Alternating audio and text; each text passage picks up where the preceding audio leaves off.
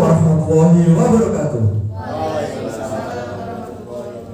Alhamdulillahirabbil alamin wa bihi nasta'in ala umuri dunya waddin sayyidina wa maulana Muhammadin wa ala alihi washabbihi ajmain. Amma ba'du. Puji syukur kehadirat Allah Subhanahu wa taala yang telah melimpahkan rahmat taufik hidayahnya kepada kita sehingga kita dapat berkumpul dalam keadaan sehat walafiat tanpa suatu halangan apapun. Salawat serta salam marilah kita sanjungkan kepada junjungan kita Nabi Agung Nabi Muhammad SAW yang kita tunggu syafaatnya di yaumil qiyamah nanti. Amin amin ya rabbal alamin. Hadirin yang berbahagia, berdirinya saya di sini, saya akan menyampaikan beberapa topik. Yang pertama, kenapa kita harus memperingati hari kelahiran Nabi Muhammad SAW?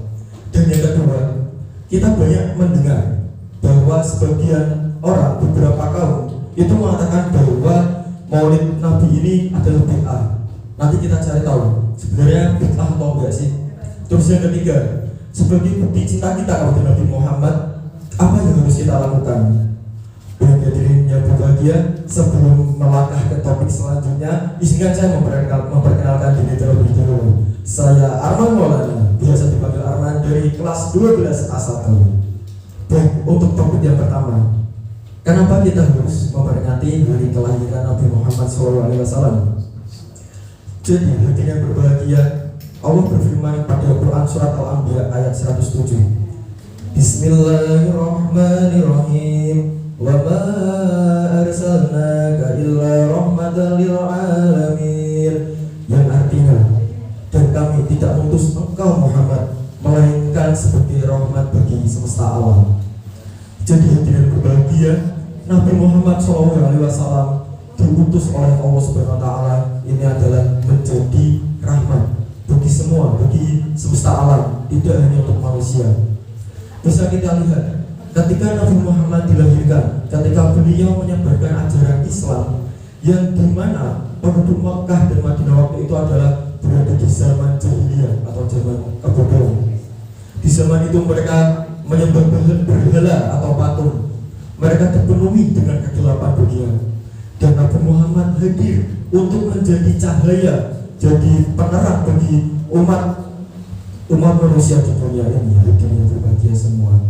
Jadi oleh karena itu, kenapa kita harus memperingati hari kelahirannya? Karena beliau adalah orang yang paling mulia di muka bumi ini. Bahkan Abu Lahab saja yang seperti disampaikan oleh Bapak Kusnadi tadi, beliau senang akan kelahiran Nabi Muhammad. Jadi di setiap hari Senin diringankan siksa kubur bagi beliau. Hadirin yang berbahagia, kita lanjut ke topik yang kedua. Sebenarnya Maulid Nabi ini bid'ah atau enggak sih? Pada banyak argumen atau asumsi yang mengatakan kenapa kita harus memperingati hari Maulid Nabi, itu adalah sebuah bid'ah. Sebelum kita menanggapi asumsi seperti itu, kita tentunya harus mengetahui jenis-jenis bid'ah, teman-teman semuanya. Yang pertama, ada bid'ah hasanah. Bid'ah hasanah ini adalah bid'ah yang baik. Jadi bid'ah ini yang bermanfaat, teman-teman semuanya. Jadi ini adalah sebuah bid'ah. Bid'ah itu adalah pengertian dari inovasi baru untuk Islam. Jadi Maulid Nabi ini termasuk ke dalam bid'ah hasanah. Karena dengan kita memperingati hari kelahiran Nabi, kita membaca maulid, membaca kisah-kisah Nabi, kita tentunya akan terhindar dari perbuatan maksiat, gak sih? Iya kan? Pastinya, karena kita telah membaca kisah-kisah Nabi dengan maulid itu.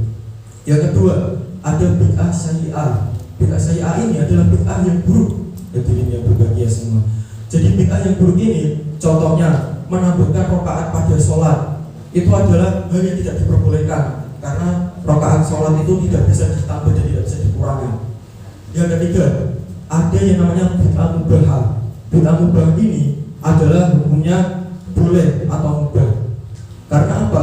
Seperti contoh, ketika kita melakukan azan, ingin azan di masjid, kita boleh kok menggunakan pelantang atau pengeras suara, itu boleh. Memang bid'ah itu adalah sesuatu yang tidak ada di zaman Nabi. Contohnya pengeras suara ini. Nah, itu adalah contoh bid'ah mubah atau yang diperbolehkan. Terus yang keempat, ada bid'ah dalalah, bid'ah yang sesat. Hadirin yang berbahagia, bid'ah yang sesat ini mengajarkan kepada kita, contohnya kita percaya kepada Tuhan selain Allah, kita musyrik. Contohnya kita pergi ke dukun untuk mencari siapa sih yang maling HP kita, contohnya gitu. Itu adalah sebuah bid'ah yang tidak diperbolehkan atau bid'ah yang sesat.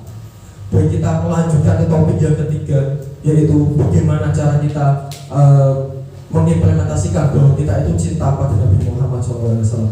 Aku mau tanya dong sama finalis, teman-teman, saya cinta gak kepada Nabi Muhammad? Cinta, bener. Nah, bagaimana cara teman-teman mengimplementasikan cinta itu? Bagaimana teman-teman menerapkan kepada kehidupan sehari-hari teman-teman? Membaca sholawat, bener banget. Karena pada Quran surat Al-Ahzab ayat 56 yang berbunyi, Bismillahirrahmanirrahim. Innallaha wa malaikatahu yusholluna 'alan nabi ya ayyuhalladzina amanu shallu 'alaihi wa sallimu taslima. Artinya teman-teman, sesungguhnya Allah dan para malaikatnya bersolawat untuk Nabi. Hai orang-orang beriman, bersolawatlah kepada Nabi dan sampaikan salam dengan penghormatan kepadanya. Jadi kita sebagai umat Nabi Muhammad, kita yang mengaku cinta kepada beliau, kita harus menerapkan di kehidupan sehari-hari kita dengan membaca sholawat, dengan memperingati hari kelahirannya, seperti tadi yang saya sampaikan itu Maulid Nabi. Nah, jadi gitu teman-teman. Bagaimana beberapa topik yang saya bahas pada kali ini, kenapa kita harus Maulid Nabi? Maulid Nabi itu bid'ah atau enggak?